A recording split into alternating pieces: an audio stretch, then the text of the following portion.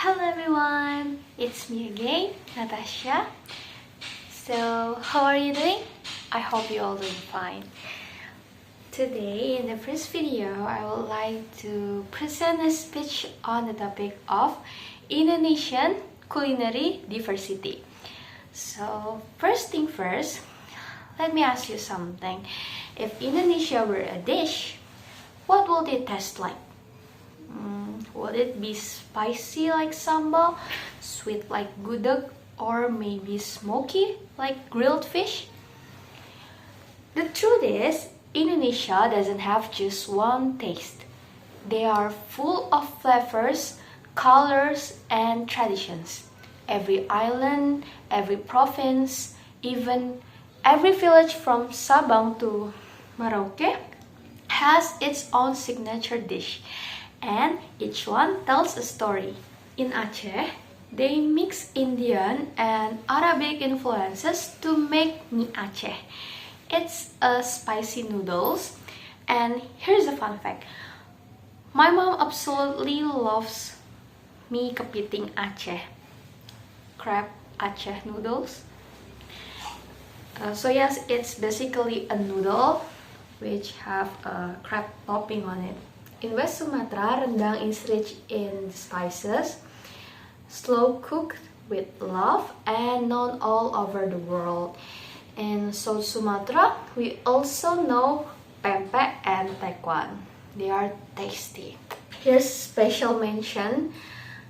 Yup, Lampung. I need to introduce you to serwit from Bandar Lampung.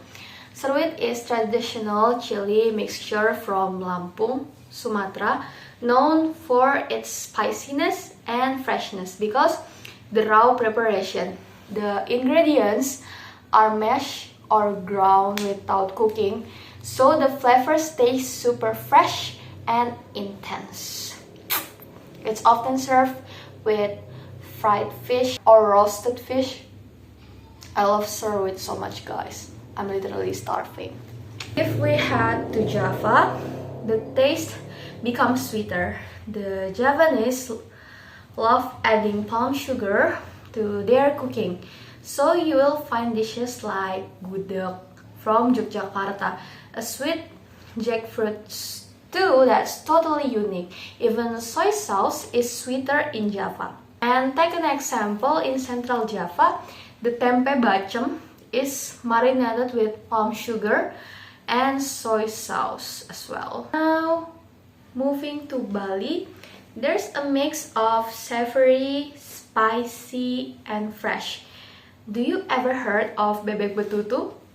It's slow-cooked duck wrapped in banana leaves, and the seasoning, tasty. And in Sulawesi, flavors are rich and savory.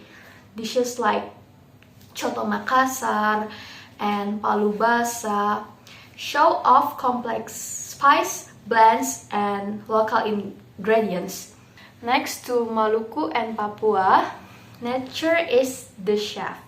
There are fresh seafood, sago, forest herbs. So if you don't really know, sago is the staple, often eaten with fish or vegetables. They are simple but deeply connected to the land and nature.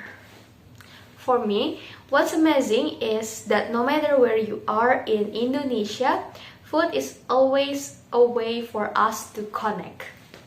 Whether you're having a simple nasi goreng or fried rice, and then eating satay at family celebrations, food always brings us together.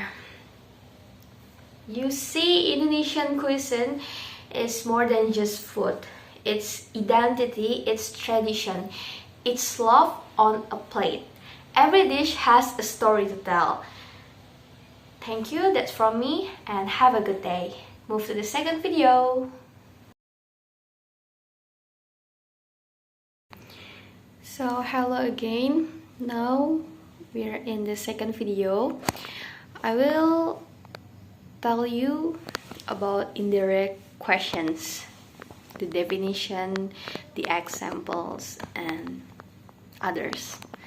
So here we go. Indirect questions by me, Natasya Sabila. So, what are indirect questions? Indirect questions are more polite or formal ways of asking something. So, instead of asking it directly, we can use an introductory press. They often begin with phrases like, "Do you know? Blah blah blah blah. Can you tell me? Blah blah blah blah." Or, "I wonder, blah blah blah blah." Here's the example. For the direct one, where is the bank? And then the indirect one, could you tell me where the bank is? You can see the difference, right? Okay, let's continue to the next slide. Structure of indirect questions. The formula, here you can see introductory press plus question word or if or whether plus subject plus verb.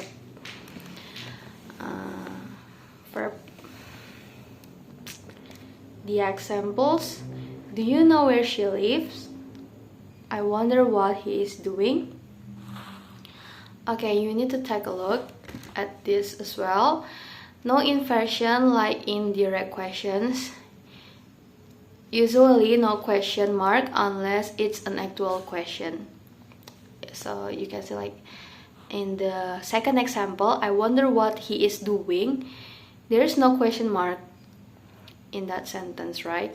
Because in the indirect questions, usually we don't use question mark unless it is an actual question. You know, like hinting on something. Okay, the next slide. Common introductory phrases.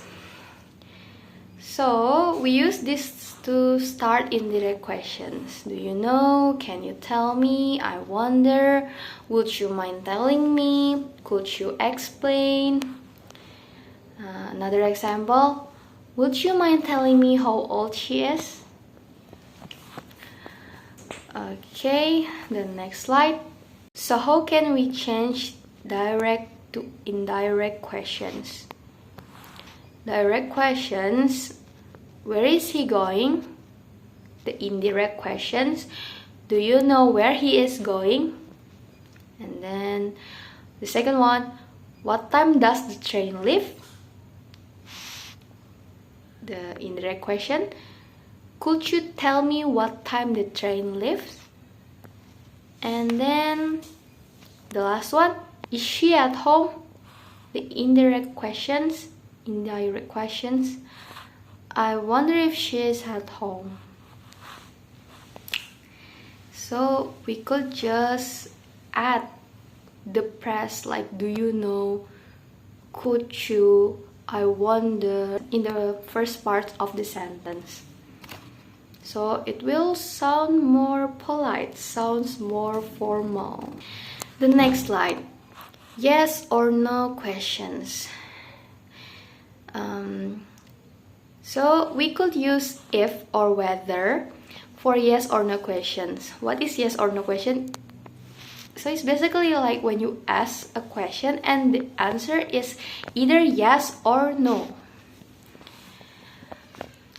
Let's just take a look at this. Let's take a look at the example. Is he coming?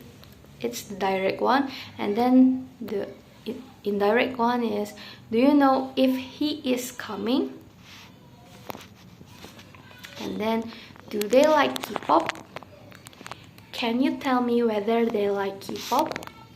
Yes or no? And then the next slide. Here's practice. Change this into indirect questions.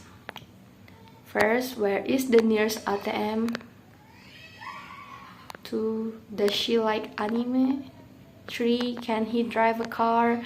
4, what is your name? Here's the answer. Do you know where the nearest ATM is? Can you tell me if she likes anime?